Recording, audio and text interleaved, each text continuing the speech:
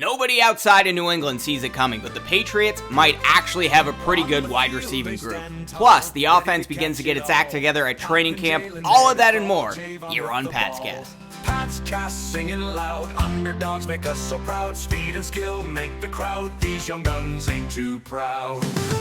Welcome to Pat's Cast. I'm Brad Whitaker. Good to be with you. The Patriots just wrapped up their final padded practice of the week before an off day on Sunday. Coming off of a very good offensive performance, also in pads on Friday, Drake Maye's best practice by far since he's put on pads. I'm going to get to all of that in a moment and how the offense seems to be getting its act together a little bit. But want to start with this wide receiver situation because there are various rankings out there among the national media where they rank wide receiver groupings across the NFL. And if you've read any of those stories or those power rankings, the Patriots receiving group is either at the very bottom or near the bottom. Most have the Pats ranked 32nd overall in terms of those receivers. And that's because the national media has no idea who any of these guys are on the Patriots roster, except for Juju Smith-Schuster. And they see Juju on there and they say he's their best receiver. And if Juju Smith-Schuster is the best receiver on an NFL team, well, that must not be a very good wide receiver group. And that couldn't be further from the truth, because if you've been watching training camp at all, I don't think Juju's even going to make the team. I think the Patriots are going to cut him, deal with the $12 million or whatever it costs for them to get rid of Juju, because they have a lot of good young talent in that wide receiver room that we really haven't seen in New England in quite some time. And I'm starting to get pretty excited about it because nobody's heard of Demario Douglas for some reason with all that he did last season, and he started to be more of a full participant at the last couple of practices, and the offense looks night and day better with Douglas out on the field. And the NFL recently did their top 100 players rankings, and for some reason they put Lamar Jackson at 2 and Patrick Mahomes at 4. I don't get that, but I'm not going to talk about that. The number one guy in the NFL, according to their top 100 rankings, was Tyreek Hill.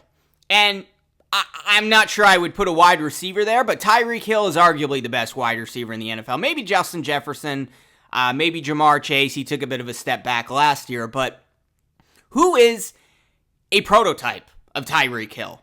There aren't many in the NFL, especially among good young receivers, but Demario Douglas is one of those guys. And I've said time and time again on this podcast, if Douglas is out there 17 games this season, I think he's going to make the Pro Bowl. And you watch him out on the field and just the way he quickly moves, the way he's able to burn receivers, cornerbacks like Christian Gonzalez out there. Demario Douglas is an incredible player, and I don't think we've really talked about him enough as Patriots fans. Certainly the national media has not talked about him enough, but Drake Maye, Jacoby Brissett on Friday both had probably their best practices in pads. Brissett went 16 of 26. Maye went 10 of 14. And a lot of that had to do with the fact that Pop Douglas was back out on the field. And even if Drake Maye isn't throwing to first-team players like Douglas, well, it still pushes everybody back on the depth chart. So Maye has better receivers to throw to. And it's not just Douglas, too. I think the Patriots really nailed this draft at the wide receiver position. I could not be more confident in Jalen Polk, this selection. Was he the best wide receiver in the draft once you get past, the first 3 guys off the board, Marvin Harrison and Adunze and Neighbors and those guys? Probably not, but is he the most NFL ready? I think perhaps he probably is. And I've heard the comparisons made many times. Greg Bedard has certainly talked about this. Jalen Polk is going to be just as good as Jacoby Myers right away. And you add that with the bread and butter slot receiver of Demario Douglas. Okay, well now you have 2 good receivers out there. But let's not forget about Javon Baker, a guy who slipped to the middle rounds of the draft. Yes, there were some character concerns, some red flags raised there, and that's perhaps the reason why Baker out of Central Florida slipped that far. But what we've seen from Baker so far at training camp, maybe he's not the most consistent player out there, but he's the guy who can make the big chunk plays downfield, and he's made some spectacular catches throughout training camp, and I think he's going to be a real contributor. as soon as this season, and certainly down the road if he continues to develop. So you got Pop Douglas, who nobody's ever heard of because he looked pretty good for the Patriots initially last year, fumbled the ball week 2 against Miami, was put in the Bill Belichick doghouse, and didn't really get actual playing time until like week 7 or 8, and by that time everyone had written off the Patriots and stopped talking about them, so nobody knows about Demario Douglas. Jalen Polk, kind of under the radar guy, gonna hit right away. I'm very confident in that. Javon Baker has the potential to be a real boundary X number 1 wide receiver. I don't think he's quite there yet, but he's gonna be able to provide chunk plays right away, and he could be that true number 1 a few seasons down the road, so I'm excited about that. And then they got other guys. All right, there's Kendrick Bourne. Coming off an injury, really hasn't been on the field at all so far in training camp. We hope he's able to work his way back into it and be ready by week 1. From everything I've heard, I think Kendrick Bourne will be ready to go by week 1. But we know he's very reliable. Coming off of his best season so far in the NFL since Kendrick Bourne, counting the years in San Francisco, counting his first season in New England where he played very well, was having his best year up until he got hurt against Miami last season. So, you got Pop Douglas, you got Javon Baker, you got Jalen Polk, you got Kendrick Bourne.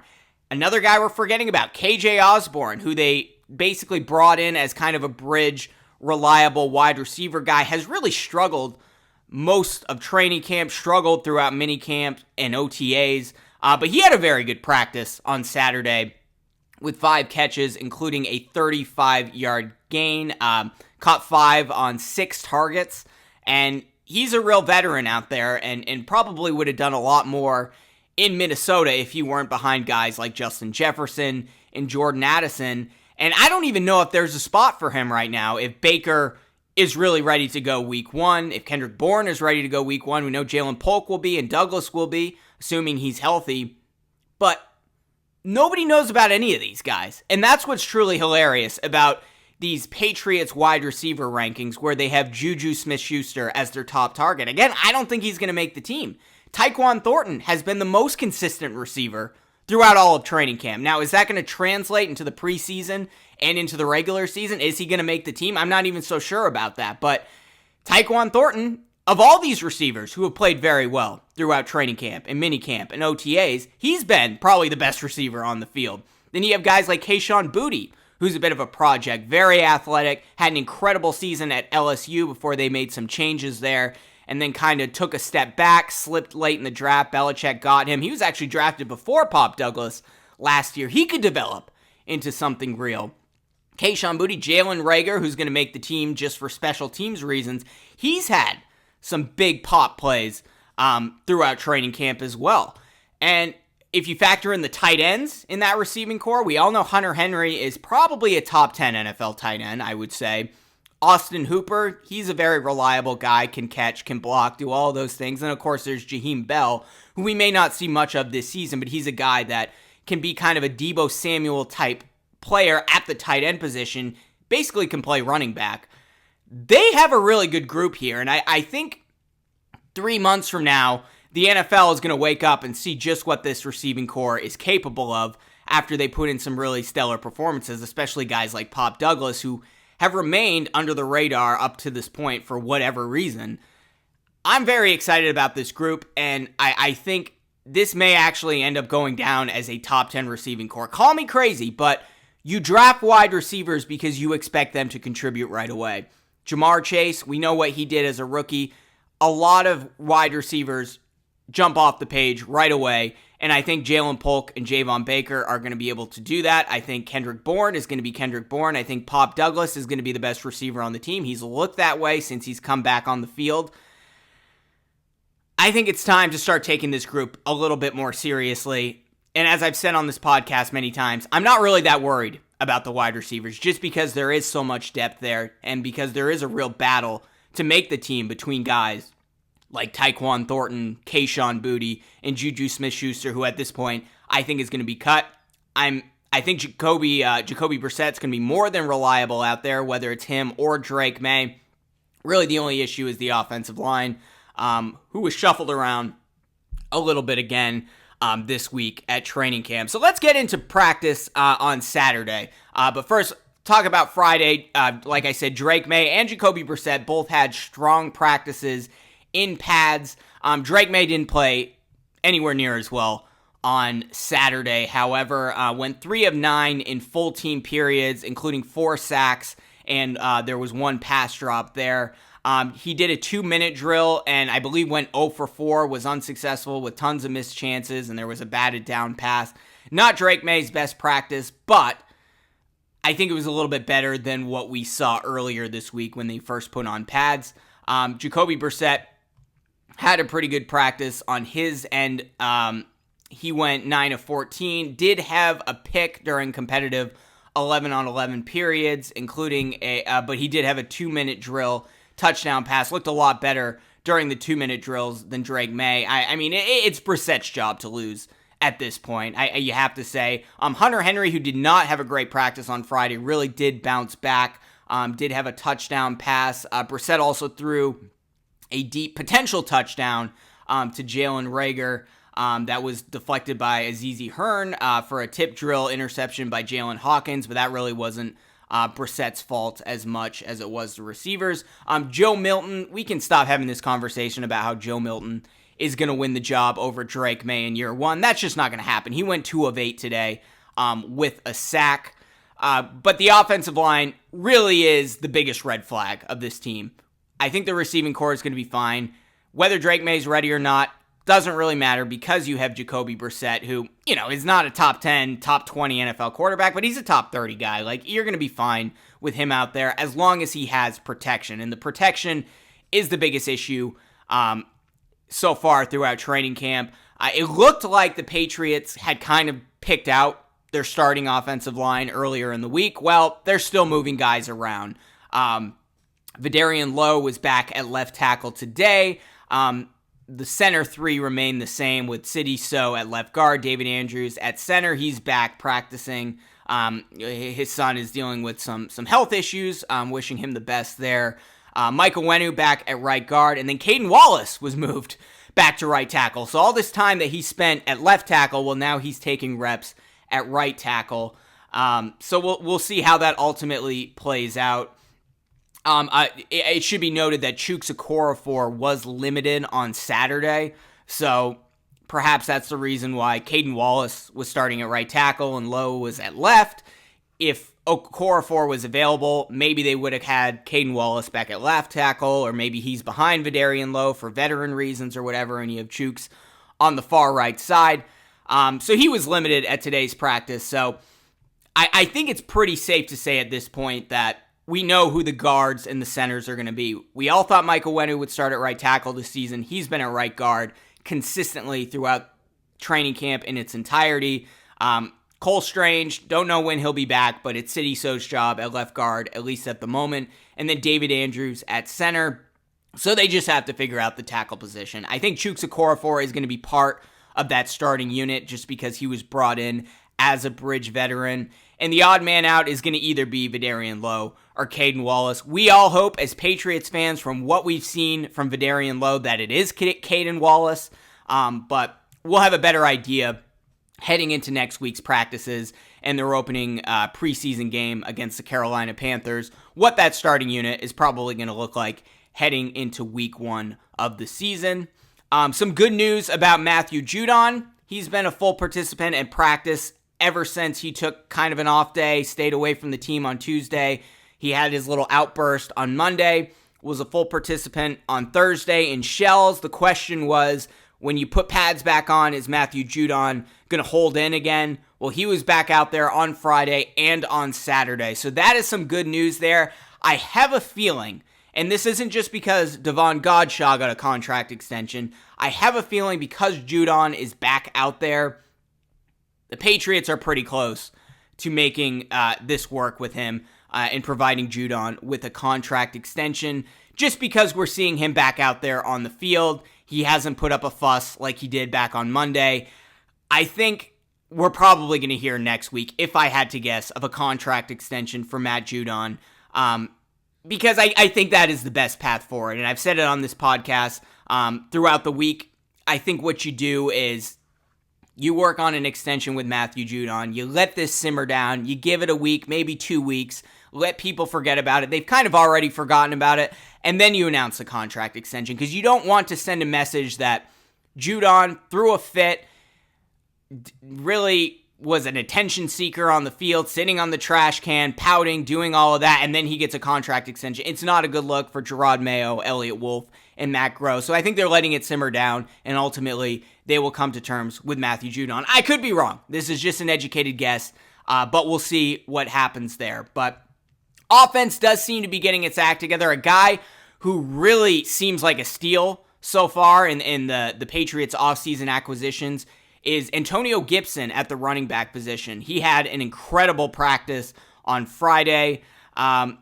He does have issues on the field with fumbles. Can't hold on to the football. That really hasn't been an issue so far throughout training camp. We'll see if that happens again once the preseason and the regular season starts, but really has just breezed through the one-on-one receiving drills.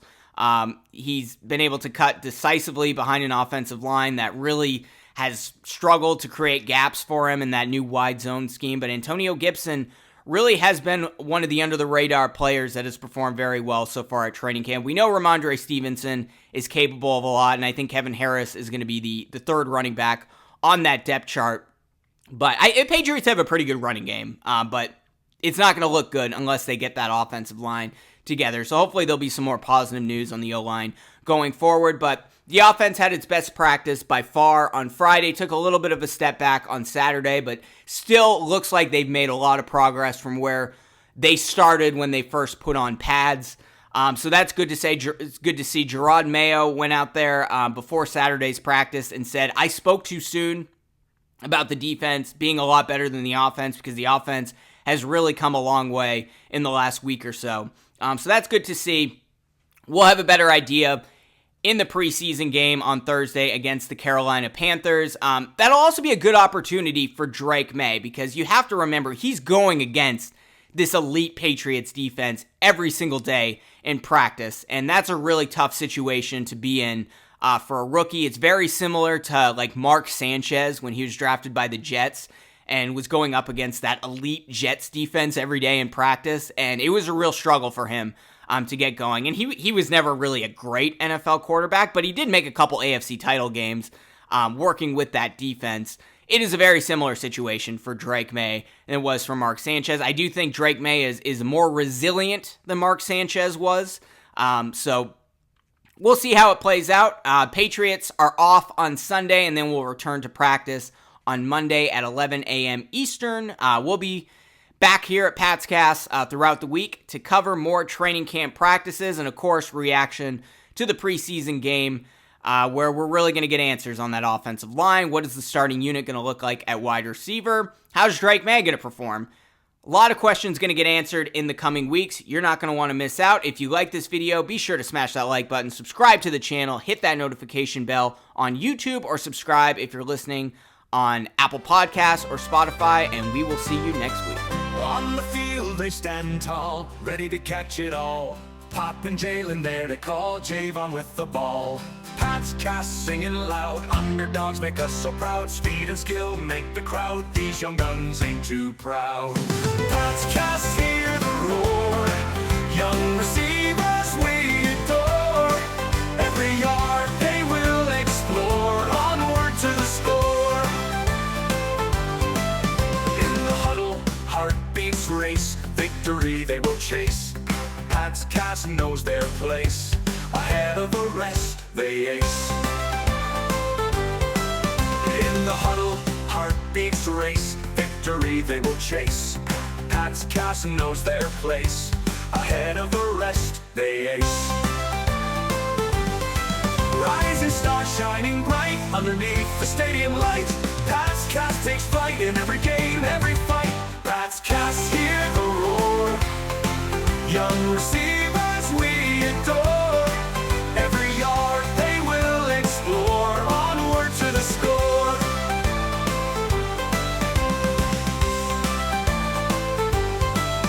In the huddle, heartbeats race, victory they will chase. Pat's Cast knows their place, ahead of the rest they ace.